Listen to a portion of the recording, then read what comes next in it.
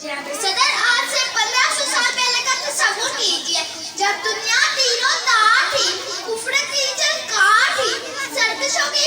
मार थी, इंसानियत सो गवार थी, हिमानियत के जयकार थी, जुल्मों दुआज़ से शार थी, इंसाफ सा ढूंढा, शिराफत मिट चुकी थी, तो ऐसा सलूकी का बाजार गर्म था, भाई भाई का दुश्मन, कबीला कबीले का दुश्मन, हमसाया हमसाए का नहीं, खुदा इंसान में पड़ चुके थे, अब आदम सागर खुदा की चौखट पर सर नमोद है, ना मोहब्बत ना मुरब्बत और ना अदल इंसाफ। इसे में आका है नामदार हज़रत मोहम्मद सल्लल्लाहु अलैहि वसल्लम का ये अकबर का तस्वीर और एक वहशी जाहिल और उजड़ कौम की गहराइयों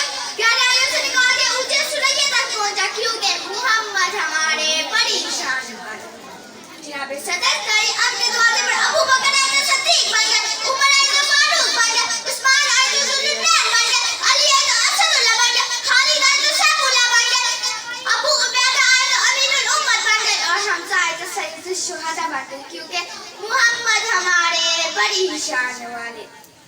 जनाब सदर, अगर कुरान नमाज पढ़ने का हुक्म देता है तो मेरे नबी नमाज पढ़ के सिखाते हैं, अगर कुरान ज़कात का सदर गाता है तो मेरे नबी मुसाई ज़बान समझा, अगर कुरान मुजाहिदों का मुशर्रफ करता है तो मेरे नबी ग़िज़ावत के हर दरमियान अपनी तफसीर नजर आते हैं, क्योंकि मोहम्मद हमारे बड़ी शान वाले।